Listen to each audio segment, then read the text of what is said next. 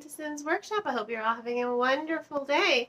So, today we're going to be talking about the Midnight Girls. I don't really know exactly how to talk about this book, to be perfectly honest. I read it, I liked it, I enjoyed it. I think her debut, The Dark Tide, I think that was a stronger novel. And I'll say that because I felt like that one had a little bit more depth, it had a little bit more intrigue, a little bit more world building. This one, in comparison, felt superficial. And I hate saying that because I don't think the book itself is superficial. I mean, it deals with familial, toxicity, toxic family members, and really trying to free yourself from that. And I think that that's really moving, and especially for the characters, it's quite empowering to see their journey. So, quick summary. The book is a retelling, respin of the tale of Baba Yaga. Baba Yaga is not just one witch in the woods, but 3 separate witches. You have White Yaga, Red Yaga, Black Yaga. Morning, midday, midnight. Those are their alignments. Those are when they are most powerful. Now, each of them has a servant that they choose. You have morning, and then midday, known as Marinka, and then midnight, who is Zosia. Those are your 2 central characters. The story splits between those 2. Morning, whose name I didn't put down in my notes, unfortunately. She is a side character. She is Marinka's friend, and you can tell that she does have feelings for Marinka. She really, really does care about Marinka. But Marinka only views her as a friend. Now, Marinka's attraction is with Zosia, and Zosia with hers. So, when these 2 girls first meet in person, or, you know what, I'm getting ahead of myself. Each of these girls is tasked with stealing a heart of a prince for their master, one of the Yagas.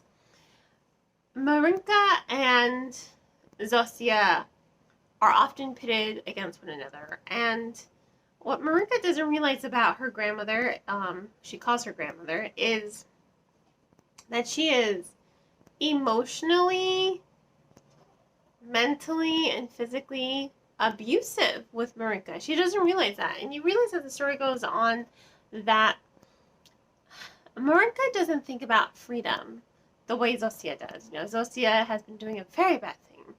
She's been stealing hearts for herself to make herself more powerful so that she can escape the clutches of Black Yaga, because she doesn't want to be a servant. She wants to be her own person. She wants to be free. But Marinka's never even thought of being free, ever.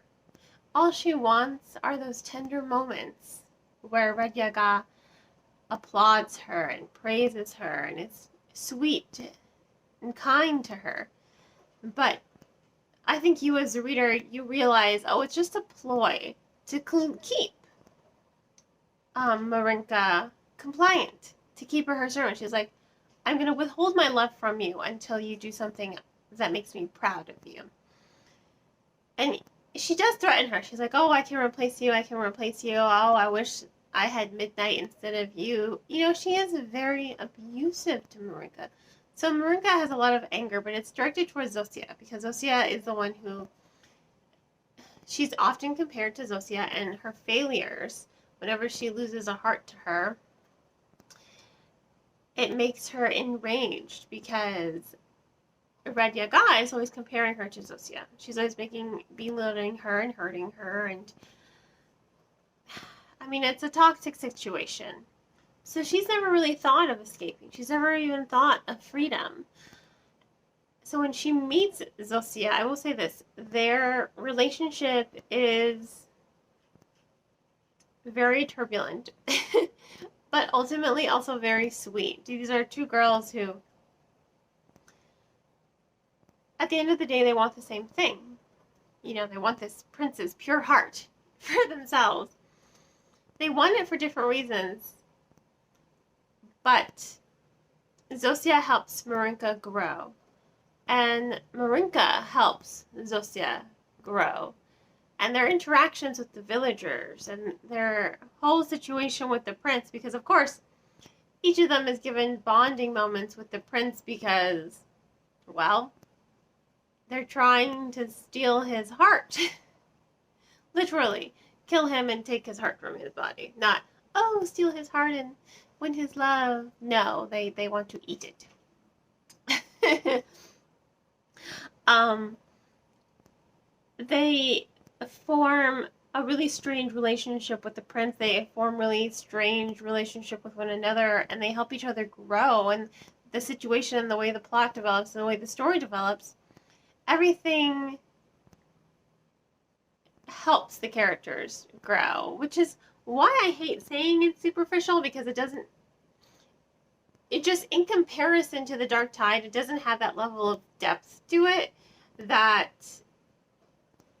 one felt heavier. You know, it felt like it had a little bit more substance to it, whereas this one, it felt lighter. It felt like a book I could read like in a snap. I probably could have if it hadn't been for my book club. It felt like it was moving really fast. Yes, there was really good characterization, and I really did get engaged to the characters. But ultimately,